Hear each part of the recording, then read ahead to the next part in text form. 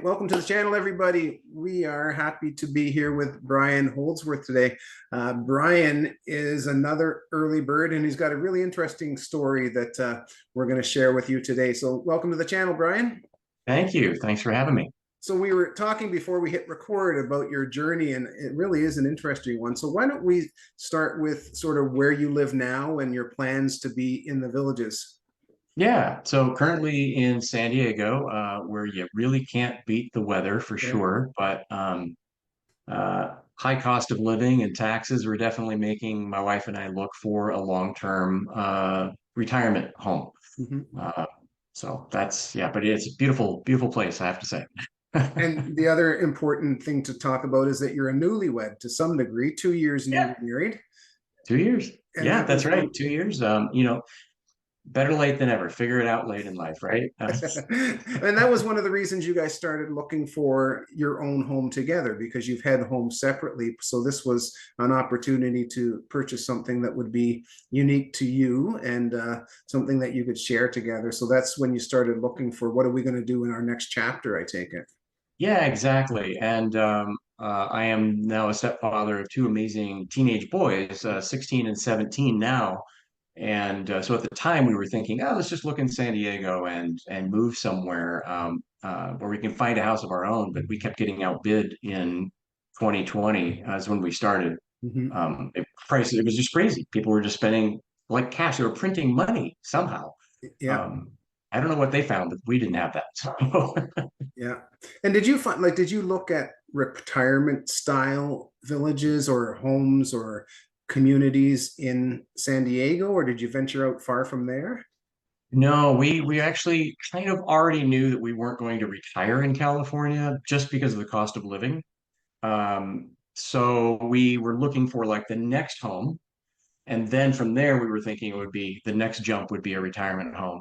But since we kept getting outbid, we said, all right, let's just stay where we are. Right. We have good value in the home that we have, and let's now look at buying our retirement home somewhere else, even though we know we can't move for a few years. Right.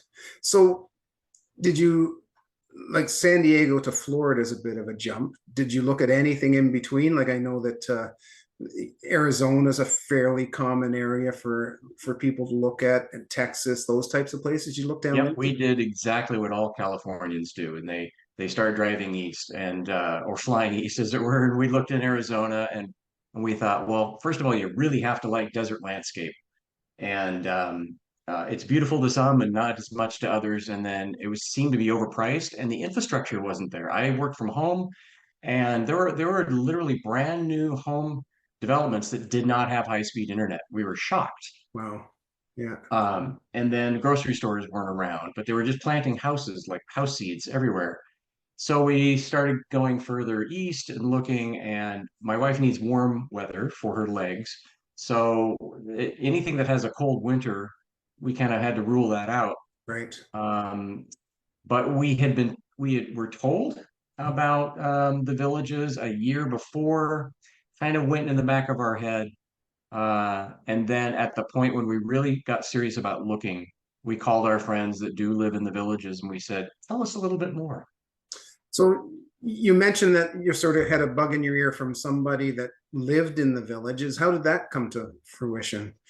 It was somebody that I've known for 40 years. She's a cousin of one of my best friends, Hmm. and they came out for a visit during a wedding and told us all about the villages. And her husband's in mid 60s, just had open heart surgery, and he's talking about being a competitive base or softball where he's recruited and drafted. Wow. And I'm like, really? And then he's talking about his water volleyball experience and his dragon boating, and she's volunteering all the time. We're like, really? At a retirement community? I pictured literally people in walkers and wheelchairs. That was in my mindset, or maybe what Sun City looks like in Phoenix area. They're like, no, really, you got to come see it to believe it. Wow. Um, And when was that? When was that process started? that was October of 2020. So that's when the Okay. seed was planted. And we didn't get serious about looking until the summer of 2021. Okay. And then from there, you decided, okay, let's go have a look. And did you get a lifestyle visit or did you rent for a month or how did that work? Exactly. Yeah, we booked a lifestyle visit. and they hooked us up with a village real estate agent. Yeah. But our friends had hooked us up with a resale agent. At the time, we didn't know the difference. We didn't realize, you can't sell new homes. You can resell the MLS listed homes, and so that was a little confusing for sure. But the lifestyle visit helped. Gave us a tour. Our friends also gave us like the backstage tour because they had lived there for 6 years already. They're partial to up north. That's where they live near Lopez Country Club. Yeah. And so, but we noticed a significant age difference Yeah. in north to south.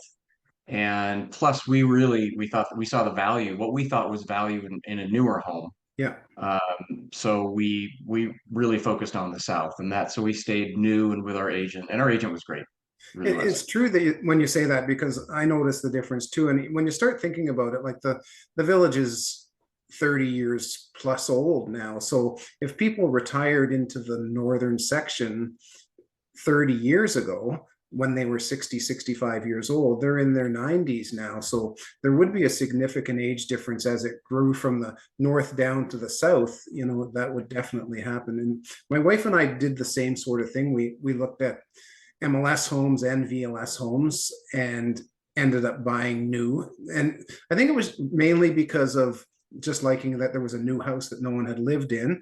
But also there was a bit of a cultural difference. And what I mean by that is that there seemed to be more activity in the southern section of the villages where we were. And I don't know if that was just our perception or, it's true. But when I go to Sawgrass Grove to hang out, I notice that there's probably a 10 to 15-year age difference between the north and the south. And, I'm 58 years old. My wife is 52 years old. So it makes the conversations easier, I guess, is the way to put it. So it works out good.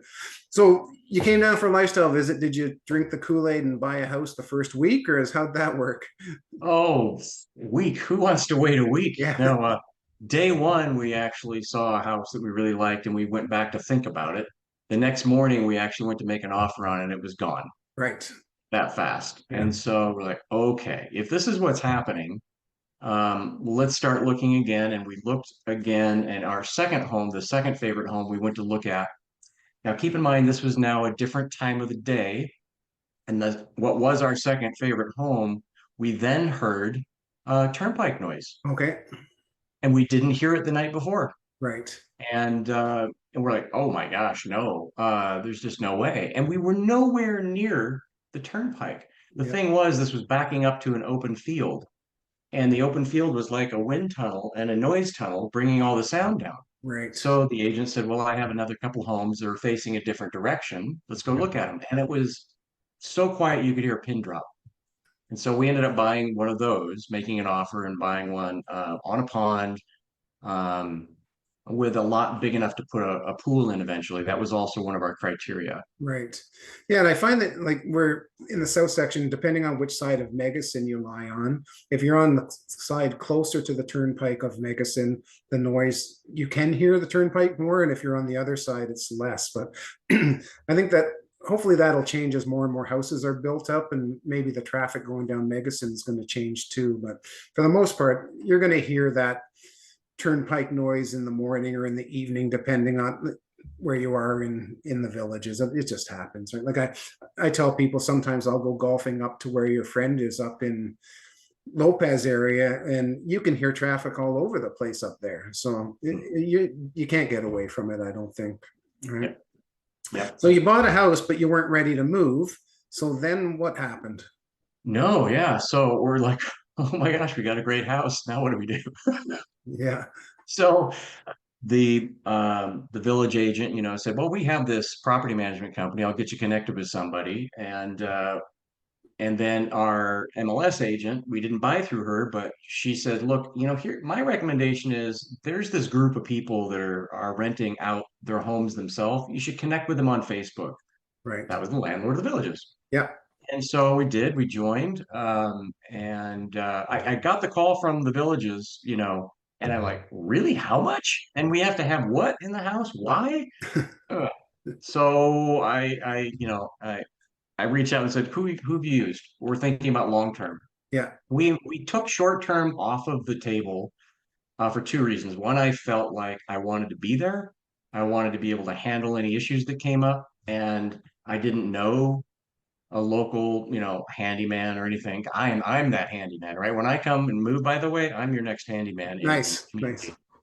Um, but so anyway, we decided to go long term, and we also weren't trying to make the most amount of money. We just wanted somebody to baby the house and take care of it until we could move in a few years. So we got hooked up with Gun Property Management out of Leesburg, and they so far they found extremely high quality tenants for us. Been great. In fact, I also get the feedback from my neighbors how great they are. So that's also another good sign.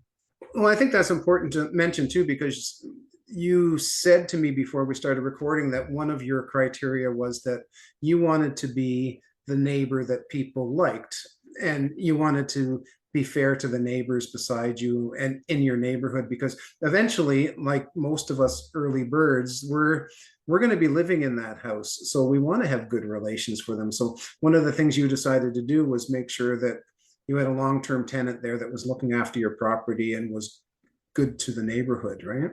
That's exactly right. Yeah, because when my wife and I visit, we meet with our neighbors. We sit on their lanai and we have a glass of wine and we talk with them and catch up, and they keep an eye on the house for us, and yeah, we definitely wanted to be nice to neighbors. And then I know we haven't gotten there yet, but the conversation about we had now the second home that Right. we're managing for my mother-in-law, and same thing. We wanted to make sure that it was, we're nice to the neighbors. So before we get to that story, I just wanted to ask, so do you go back to the villages to stay every once in a while, or how does that work? Yeah, once in a while. In fact, ironically, I was there yesterday we were there for about 3 hours. Wow. We have my mother-in-law moved there, and so she's in assisted living, so that pulls us back occasionally. And we were literally we flew into Tampa, drove up, and then went off to Orlando to fly home. But yeah, we went. I've through a couple of tenant flipovers. We've updated the home a little bit, the yard. So done some maintenance, things of that nature. So I've gone quite a few times, and again, part of it was to move my mother-in-law out there. So I think I've been there 6 times in the last year. Where do you stay when you're there? Do you stay at your mother-in-law's place, or do you stay at We Brownwood? did Or that for a while until she moved out of it, and then we also stayed with our friends up north. Um, at one time, we did stay in Brownwood yeah, Hotel, which was kind of nice. yeah, for sure. So the second house that you've got sort of is an interesting story, and maybe I'll let you tell it because it's your story.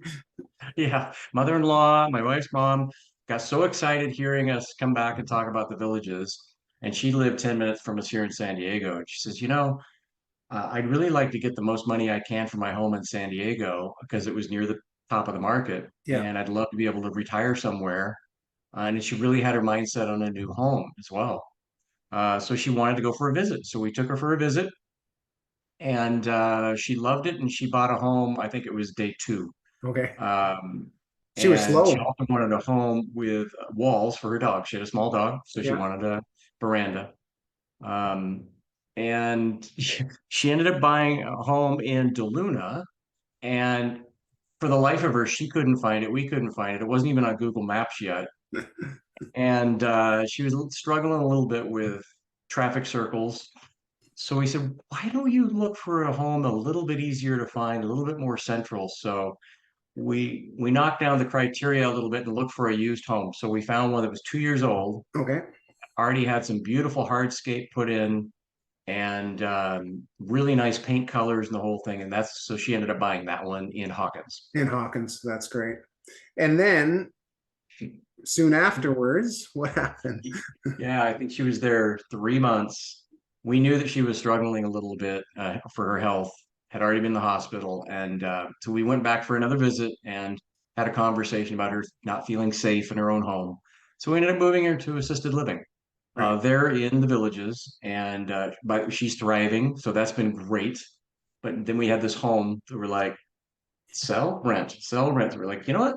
Let's keep it in the family. Let's rent it out, Yeah. and so that's what we've done. So you've got your own personal property, and then you've got your mother-in-law's property that you're sort of balancing right now and keeping renters in there, but you've got a good property management company in place and you've got good tenants. Do you find that the tenants that you've had are 12 months at a time, or are they staying Yeah. longer? Yeah, 12 months at a time.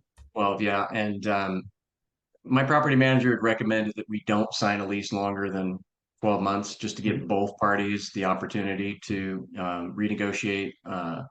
So that's where we are at 12 months. Right. Yeah. But I guess that one of the things I'm trying to do with this channel is differentiate the difference between long-term landlords and people that are actually just biding their time until they get to the villages. And the phrase I've coined is an early bird, someone who wants to buy now while they're got good jobs, good income, they can afford to purchase and get a mortgage. And then eventually they will be in the villages, but it's not going to be more than 4 or 5 or 6 years. In your case, which is about the same as mine, you've got teenagers at home. So you're looking to be there, within 5 or 6 years, but it's a transition. It's not, this is not you wanting to be a landlord full time. This is just you buying a house until you're ready to be there. Yep, exactly. Yeah. Yeah. And part of this process, I had contemplated, do I want to do this when I move there? Do I want to do a home watch? Because we paid a home watch for my mother-in-law's home for a while, and that was a great service. Mm-hmm. Awesome to go in once a week and make sure everything was okay. Um, so yeah, it's actually opened up new ideas for me as far as like I see that there's a huge need for people who know light construction and electrical, and Yeah. I can do all that. And then I don't see much of the short-term property managers on the market right now helping landlords do their job, remotely. So that may be something that's popped up in my head as maybe, new retirement job or Yeah. career. And then you'll get down there and say, oh, I'd rather be playing pickleball. No, and you're a member of Landlords of the Villages, and there's other Facebook groups that we belong to, but there's always calls for, I need someone to do Yeah. this or do that or watch my property or put in a doorbell or whatever it might be. And a lot of the Florida laws say that as a handyman, you don't necessarily have to be licensed to do those types of things. You're not an electrician, you're not a plumber, you're just doing basic home services. So that might be a great opportunity for you when you get down there. So Yeah, that's what I'm thinking. so your plan is to be down there in the next 4 or 5, 6 years, depending on how the kids do at school and where they end up. Yeah, yeah, it may even be sooner than that. Like once they're 19, they could move down there with us. Mhm. It just depends on which direction they go. Yeah. One signed up and starting to take college classes, and the other one is still questioning life and whether or not he's going to go the trade route or a military route or what it is. But Right. yeah, so we're in a wait and see mode for the next couple of years for sure.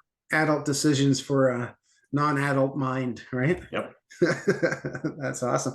Well, listen, I really want to thank you for joining us today. I think it's great for people to see different people moving into the villages and the reasons they're doing that. It's not necessarily always we're getting out of the cold or we're going to be a landlord. Everybody has their own story, and we're excited to listen to yours today. So we appreciate it. Thank you. Thanks. I appreciate the opportunity. Excellent. So we will see you down at Sawgrass, I'm sure. Hmm. Anyways, thanks for your time. I appreciate it. You bet. Yeah, thanks.